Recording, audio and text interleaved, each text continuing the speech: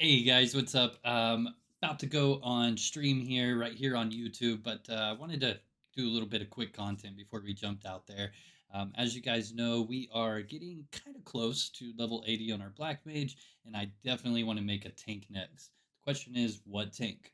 So, what better way than to figure out what tank than to look up some guide on Final Fantasy XIV for tanks, right?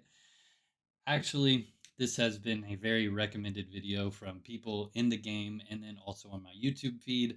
This guy's got a million views on this video, almost 78,000 likes on it. Yeah, obviously it's going to be a good one. So hopefully by the end of this, I'll have an idea of what tank I want to play. But let's read his disclaimer. This is meant as a joke and is not at all super serious, in depth guide to Final Fantasy XIV. Any jabs I throw at anyone's way of playing the game are merely for comedic purposes only, especially when it comes to people's skill and performance and playing their role. There's nothing wrong with making mistakes or not playing 100% efficiently. Everybody does it.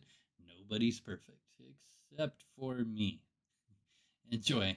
All right, here we go. What up, warriors of fartness? I bet you don't have the slightest clue how to play this eyeball-melting anime game. Oh, sure, you probably know that you can beat up enemies by clicking on them until they die, but do you know how to find a static in your FC to help you prog uwu? I bet you don't even know what any of those words mean, so sit down, shut up, and eat your gizzle greens, because I'm gonna teach you what thee mayhap not knoweth, thy noobliness. Welcome to a crap guide to Final Fantasy. Let's go. Teach me the way. Teach me the way. I'm gonna be a tank.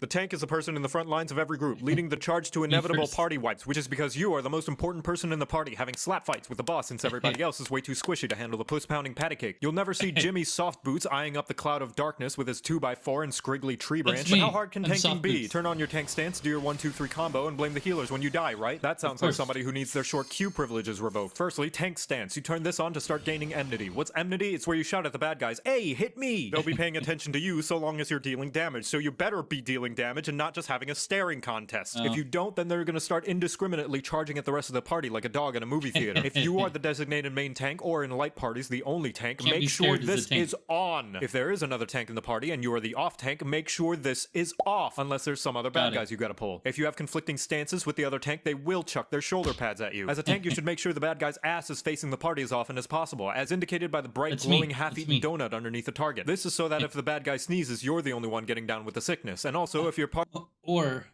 or right before the AoE happens, they like to turn it and just clobber the whole the whole party of DPS and healers, everybody. Has anyone playing any jobs that particularly likes to clap them cheeks, you've provided a bright shiny spanking space. On top of this, as a tank, you are by Heidelin's blessings horrible at dancing, which is why you should move as little as possible once you've got the enemy's attention. That way the party can continue to whap the wumpus without having to chase down the bad guy's glorious booty. Just as well, because you have control of where the baddies are, you control how useful everybody else is. So if somebody puts down a useful AoE, stop fucking running away from it. Now that you have the baddie's attention and are in a nice cozy poking position, you don't have to worry about anything else, right? Ah, that's what I thought you'd say, you dumb fucking horse. Believe it or not, when you die, it's not entirely the healer's fault, just mostly their fault. That little bit of responsibility you have is based on how well you can juggle mitigation. What's mitigation? Hold on, this chart right here, it says it all. This chart says it all. When you become a tank, all the time, blame dying on the healer. That's the most important thing to tanking. Well, you can juggle mitigation. What's mitigation? It's the buttons that make the bad guy's slaps hurt less that you sometimes press once a subscription and never think about again. You ever wonder why you have several of those buttons that all seem like they do the same thing? Well, that's because you're supposed to space them out over the course of a fight so the healers don't have to sacrifice their entire mana pool and firstborn child to get your frail ass through the dungeon. Remember not to bust your tanking load all at once, or else you're gonna feel a lot of shame when you're all out of juice in the boss. Yeah, starting out tanking, you're always nervous in a new game. Starting out tanking, you're always nervous. And so all of a sudden, every time, me personally, I've always just blown all my cooldowns when I think I'm about to die. And then exactly what he's talking about happens every time. So when I first make that warrior or paladin or whatever it is, probably not a good idea to be partied up with me the first few times. boss still wants to go about 4 more rounds. Every tank also has a press X to not die button that can be used to survive any devastating attacks, or if you're a really aggressive paladin who drew every enemy in a dungeon ever and don't want the healer to hire a hitman on you. As for what your limit break does, tanks are thicker than the average Disney mom, to the point your honky chonky donkey bahonky extends to the rest of the party, protecting them from damage up to a whopping 80% at LB3. The thing is, unless you're a high-end player, you'll probably be using tank LB as frequently as a good player rolls high on loot. Overall, you have 4 flavors to choose from: punk, grunge, metal, and Christian rock. There's warrior for big axes, big anger, big self-healing, and if you like to do fell cleaves, again and again and again and again. If you prefer more brooding than cruding, the Dark Knight is great for doing your best guts impression. You get a huge-ass sword, goopy black energy particle effects, and the literal best mitigation in the entire game, but it's balanced because they get the worst invulnerability button in the entire game. You press it, and then it makes you die. Gunbreaker is called a tank, but everybody knows it's just 3 DPS in a trench coat, as designated by the fact you get a fucking gun and your swings explode. But you have to be a hardcore gamer, since it requires a lot of cartridges. And finally, the Paladin, who tries to pretend they're a healer and caster, but only when the other healers and casters are looking. But fuck all that, because the most important thing is that you get the motherfucking sword and shield, baby! Try getting behind this wall of holiness, bitch! Now you know how to play tank, you're welcome. I